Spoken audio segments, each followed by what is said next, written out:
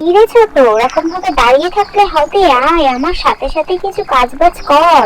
দিদি, তোমাকে আর চিন্তা করতে হবে না, আজ রান্নাটা আমিই করি, তুমি না উঠে যাও। তুই পারবি একা একা রান্না করতে? দেখিস আবার মাকে যেন বলিস না আমি তোকে জোর করে রান্না করতে বসালাম। না না দিদি, তুমি এই সমস্ত কি বলছো? আমি এরকম বলতে পারি? আমি নিজে থেকেই তো রান্না করতে চাইলাম তোমার কাছে।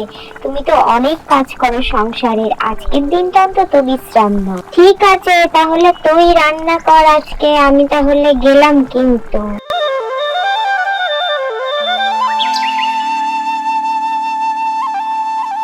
বৌমারা আজ রান্না কে করেছিল বলো তো?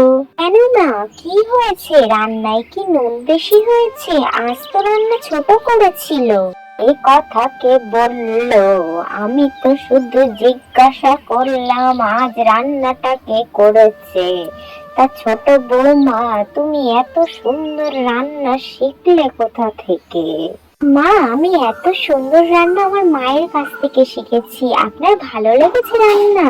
হ্যাঁ, এখন তো তোমার ওর রান্নাই ভালো লাগবে। এতদিন ধরে রান্না করে আসছি, কোনোদিন বললে না রান্নাটা ভালো হয়েছে।